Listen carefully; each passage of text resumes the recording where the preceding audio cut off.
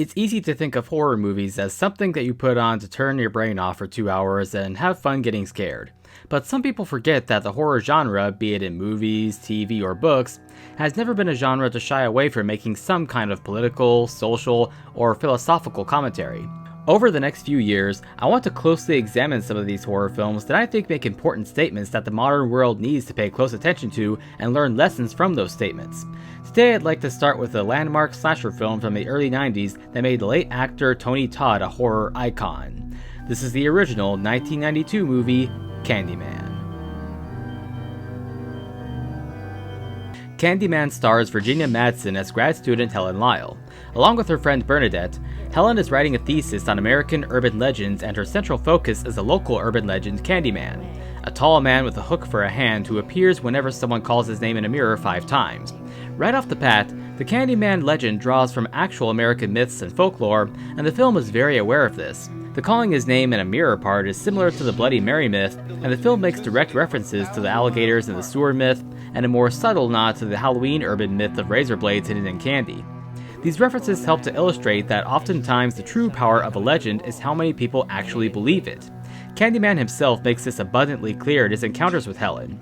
After she calls his name in a mirror under the assumption that Candyman isn't real, he appears in front of her anytime, anywhere. He tells her that his power is dependent on people in the area talking about him. The fear of him that comes from his stories is what immortalizes him. I am the writing on the wall, the whisper in the classroom. Without these things, I am nothing.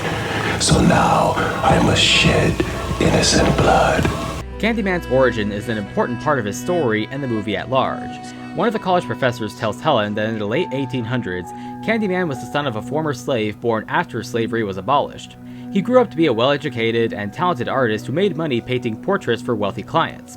One of the wealthy white landowners who hired Candyman for his painting skills had a daughter who fell in love with him and got pregnant with his child. This really upset the landowner. Even though slavery was gone in the US and the landowner loved Candyman's paintings, the thought of his daughter giving birth to a half-black child disgusted him. So much so that he paid several white men living in the area to hunt him down, saw off his hand, and force him to be stung to death by bees. This is a story that haunts the projects where the majority of the film takes place, as Candyman was killed on the exact spot of land the projects were later built on. A common belief when it comes to angry spirits is that the land where a person was brutally murdered and/or tortured becomes forever cursed, an unbearably painful trauma that causes the spirit of the victim to linger on and lead to evil things happening in that area for years, even centuries later.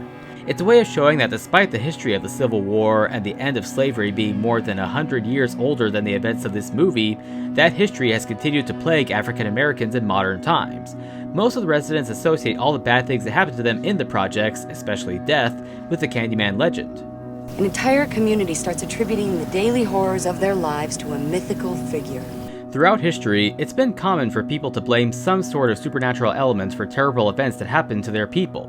There have been myths that said winter witches killed people who froze to death in harsh winters, or black cat curses being the reason for bad luck, or some natural disaster happening because of angry gods or spirits. At one point in the film, a local gangster uses the Candyman legend to scare the residents into giving him all the power he wants. Power to attack Helen during her investigation. Naturally, she reports him to the cops afterwards, as she should, but this part is unpacked to expose another issue with the projects. Before that scene occurs, a mother in the projects explains to Helen that the cops never show up when one of them calls 911. They only ever arrive on scene after someone has already been murdered and never track down the killer. A detective also tells Helen that prior to her reporting the gangster, they were never able to get testimony to put him away, even though they all knew he was terrorizing everyone. But as soon as an upper middle class white woman is attacked, the cops quickly lock down the projects, round up some suspects, and charge the gangster. Yeah, but you know what bugs me about the whole thing? 2 people get brutally murdered and the cops do nothing. Whereas a white woman goes in there and gets attacked and they lock the place down. Yeah, I know. The gangster tried to use Candyman's legend for his own power, but him getting arrested not only takes that power away, it also hurts the real Candyman, as Helen is convinced that this incident proves Candyman isn't real. As I said, Candyman depends on the belief of the people. He doesn't go around killing people randomly for the fun of it, like Jason for example. He appears and kills only when he is called, and only when he feels the need to show up in order to enforce his legend. So because Helen called him only to later try to disprove his legend, he spends the rest of the movie psychologically torturing her until she submits to fully believing in him. Much like Candyman only appearing when he needs to, Tony Todd is only on screen in very key moments.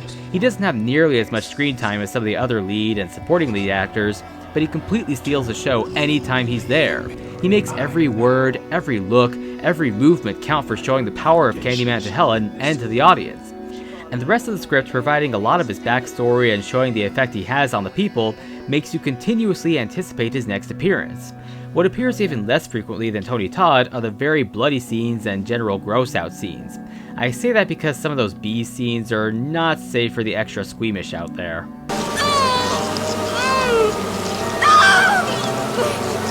But because the bloody scenes in the film are used much more sparingly than typical slashers, especially slashers from the decade before, they have much greater impact on an emotional level when they do happen. The audience is actually shocked and grossed out instead of being numb to the violence, which helps the film keep a consistent tone with its message.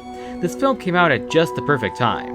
In 1992, the United States was really feeling the effects of certain policies that had been in place for the past decade. Consequently, an economic downturn and more blatant systemic racism had led to high poverty and one of the highest crime rates in American history, particularly among low-income African American communities. Places like the projects in this movie. It's not a coincidence that when Helen finds an article about an off-screen character who supposedly was killed by Candyman, the bold words right underneath it read, "Life in the Projects." This movie is a work of art used to show the audience the grim realities of the projects and the people who live in what the rest of the world would call the ghetto. Candyman as a character is really a symbol of the curse left on many African Americans from the centuries of slavery and the systemic racism that has been part of the US since slavery was abolished. Years after an innocent, well-to-do black man is tortured to death, people in power build poorly maintained, crime-ridden housing on the site where the murder took place? I'd call that salt in the wound. It's worth mentioning that even though many off-screen characters who live in the projects are supposedly killed by Candyman, the on-screen Candyman victims are the wealthy or middle-class characters who don't take the legend seriously. By the way, yes, that is a young Ted Raimi. The on-screen victims think it's only a story to cover up for real cases of people killing people, or they flat out treat the legend like a joke, some calling upon him with the assumption that he won't actually show up, and then he arrives to perform a brutal execution. Otherwise, when he's not called, we don't see him. But we hear a lot of talk about him, which is what he wants. It's not so much that Candyman wants to be talked about because of any kind of ego he has. He doesn't want people to forget what happened to him, so long as his spirit is unable to be at rest.